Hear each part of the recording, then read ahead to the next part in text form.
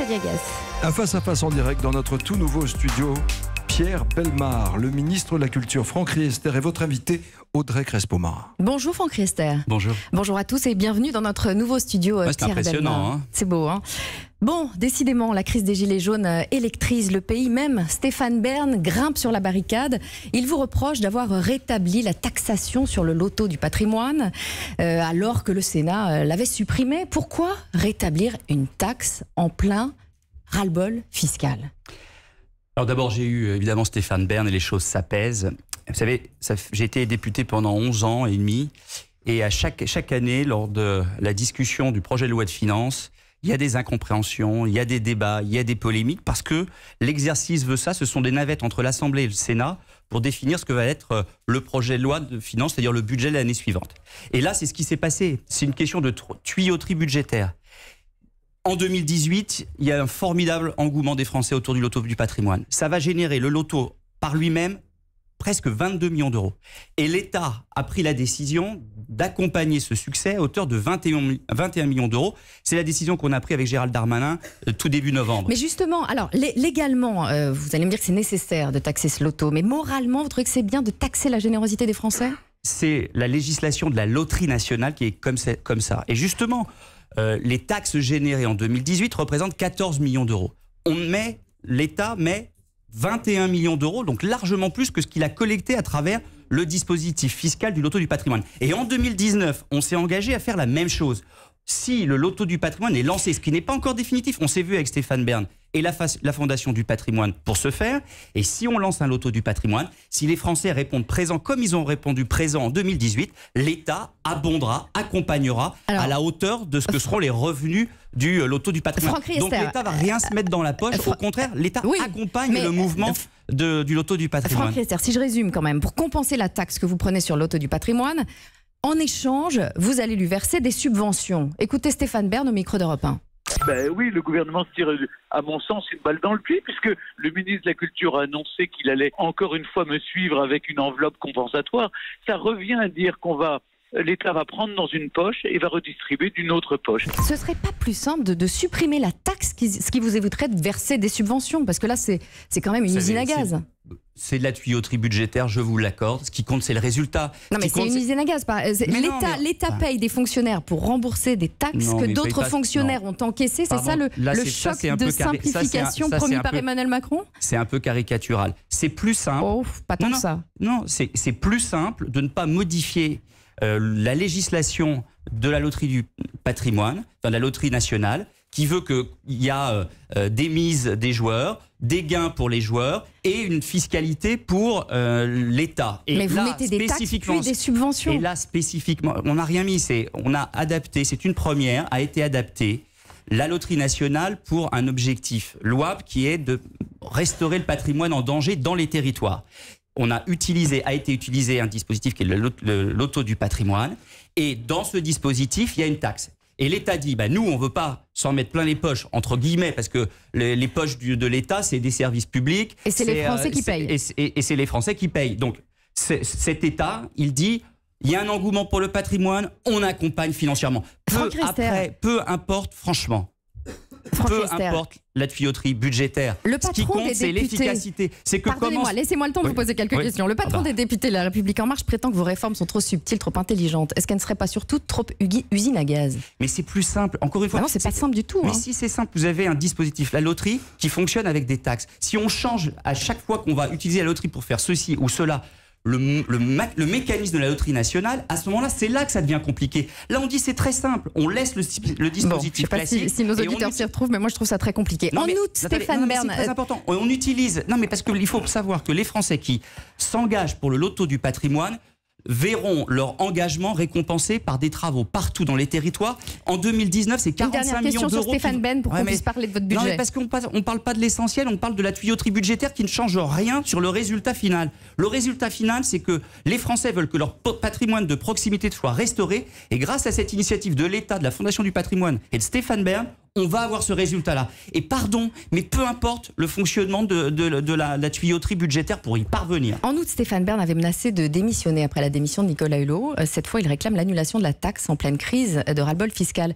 est-ce qu'il ne se comporterait pas comme un gilet jaune? Non, écoutez, Stéphane Bern a rendu un service exceptionnel, bénévole, pour le patrimoine, pour faire parler de ce patrimoine en danger, pour mobiliser la générosité des Français.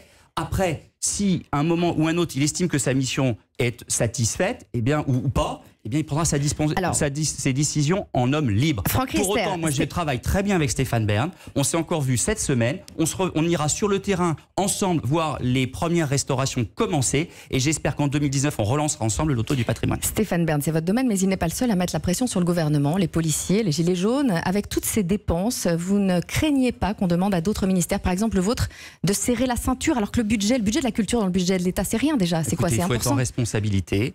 Ça fait des décennies que l'État génère des déficits. Il faut que chaque ministre, chaque administration fasse les efforts qu'il faut pour faire en sorte de réduire ces déficits. Et le vôtre, ce serait possible? Mais le nôtre, comme les autres, seront mis à contribution. Mais c'est logique. Il faut mieux s'organiser, optimiser nos dépenses, optimiser les services rendus au public. Il faut que sur le terrain, partout dans les territoires, les Français aient le sentiment qu'il y ait plus d'État, plus de services publics. Plus de culture, c'est quoi? C'est 1% du budget de l'État, non? Oui, c'est ça. Ouais. Sans compter l'audiovisuel public. Et donc, ce budget-là, moi, je veux qu'il soit utilisé au plus près de nos compatriotes. François Mitterrand avait fait ses grands travaux. Jacques Chirac avait fait son musée de Branly. Quand l'objectif d'un pays est de respecter les 3% du déficit budgétaire, il a du mal à imaginer sa culture quand même.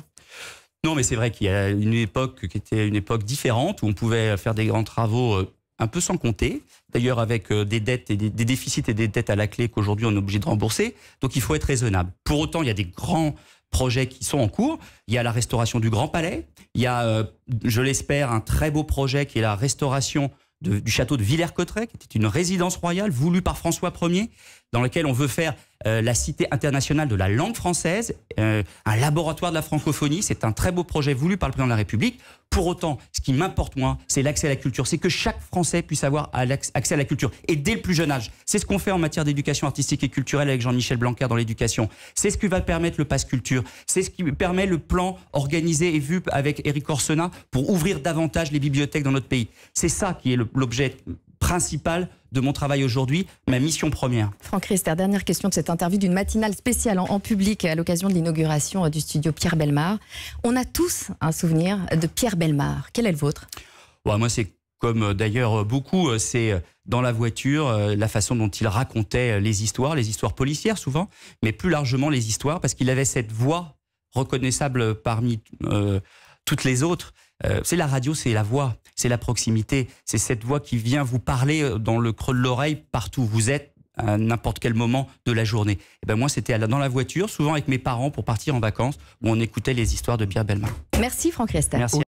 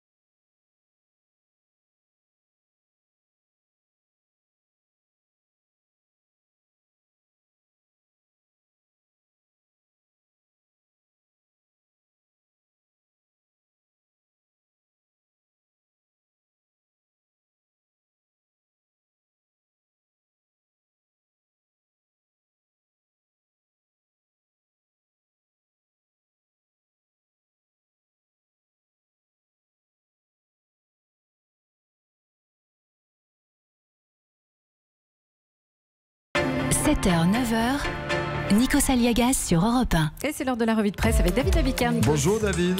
Bonjour Nikos. Il vous plaît notre nouveau studio? Il me plaît surtout qu'il est bien rempli. Et là, regardez, vous avez du public. Il est bien rempli, il est bien éclairé. Je salue d'ailleurs tous les auditeurs d'Europe 1 et ceux qui sont avec nous ici aujourd'hui. Et pour eux, j'ai lu la presse ce matin à 5 jours de Noël. Et à 5 jours de Noël dans la presse, il y a ceux qui ne vous font pas de cadeaux, ceux qui vous en font. Et puis il y a ceux dont on dit, bah lui c'est pas un cadeau, comme Trump. Allumé par Nicolas Sarkozy dans le Midi Libre ce matin. Voilà ce que dit Nicolas Sarkozy. Trump, je peux pas. Je respecte le vote des Américains, mais je peux pas. Il appartient à cette catégorie de gens qui ne s'améliorent pas, pire, qui régressent, je ferme les guillemets. Vous devriez le faire avec la voix de Canteloup. Ah ben non, c'est Canteloup qui le fera et qui l'imitera. Dans la Voix du Nord, le journal fait sa une sur le cadeau de Noël des ouvriers d'Ascoval. Leur usine près de Valenciennes sera reprise par le groupe Altifort. On le sait depuis hier. Et puis vous avez aussi ceux à qui la vie ne fait pas de cadeaux.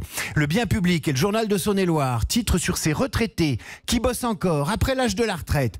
Vous avez également ceux qui, comme une lettre au Père Noël, adressent leurs vœux, leurs doléances en mairie pour la grande consultation nationale qui commencera début janvier. Et puis vous en avez deux à qui personne ne fait de cadeaux en ce moment, ni ce matin. Emmanuel Macron et son Premier ministre. Dans le Nouvel Obs, le dessinateur Viaz les croque un peu dépité devant un Père Noël qui fait la gueule d'ailleurs, et qui ne semble pas prêt à leur faire un cadeau. Et pour cause, ce Père Noël, il porte un gilet jaune. Et ce matin, c'est déjà Noël pour les syndicats de policiers qui ont obtenu satisfaction, vous l'avez dit, mais aussi pour les ouvriers d'Ascoval. Une journée, vous vous rendez compte, il a fallu une toute petite journée de grogne. Et les gyros bleus, comme on les appelle, les policiers, ils ont obtenu satisfaction 120 à 150 € net d'augmentation mensuelle. C'est ce qui s'appelle un mouvement social efficace. Propre, rapide, sec, employé du mois, les policiers.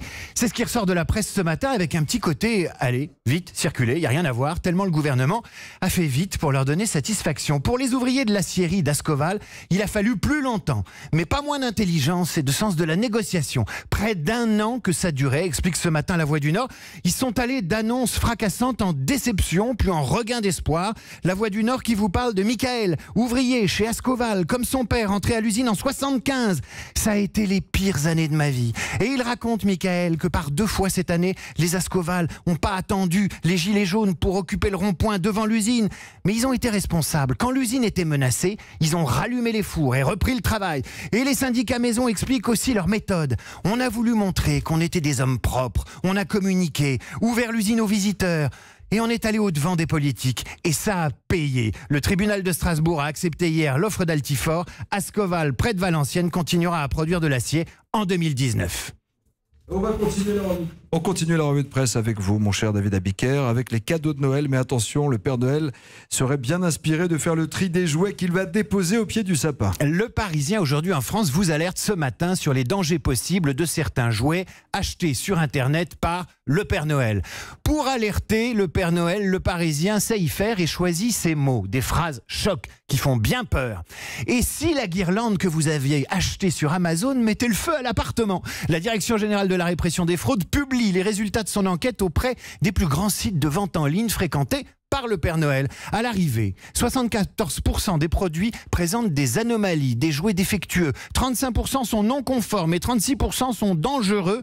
Prenez l'adorable chien en peluche Shiba Inu. On peut s'étouffer avec le rembourrage de Shiba Inu. On peut aussi s'étrangler avec l'écharpe de Shiba Inu. On attrapera le cancer avec les yeux en plomb d'une tortue vendue par Fashion CD, tandis qu'on prendra feu, comme une vraie sorcière d'ailleurs, si on choisit le déguisement de sorcière aux normes suspectes de fabrication vendues par OZ Trade. À ces jouets qui ne respectent pas les normes de sécurité, on préférera peut-être la licorne Poupsy. Poupsy, c'est le jouet introuvable cette année. Une licorne qui, lorsque vous la nourrissez, fait caca. Magnifique. Le pire, c'est qu'il n'y en a plus. Que voulez-vous, le Père Noël, il fait ce qu'on lui dit. Mais vous m'avez miné. Je vous ai mimé, mais je vais vous redonner le moral. Okay. Je vais vous parler d'amour. Voilà une belle histoire, s'il vous plaît. Que serait Noël sans amour? C'est un peu le sens de la une du Nouvel Observateur qui nous parle cette semaine d'histoire d'amour, de diapositives de Noël ressuscitées et aussi d'une boîte de nuit à Berlin où l'on paie l'entrée selon qu'on est habillé ou pas. Habillé, c'est 18 €, torse nu, c'est 16 et tout nu, c'est 14. À l'intérieur de la boîte en question, on drague, on fait l'amour à plusieurs. Hein. Alors n'appelez pas ça une partouze, hein. C'est les soirées sex positives. Autrement dit, des intellos branchés célèbrent la liberté, nuance. Alors plus romantique, 2 gilets jaunes à la une de Vosges Matin.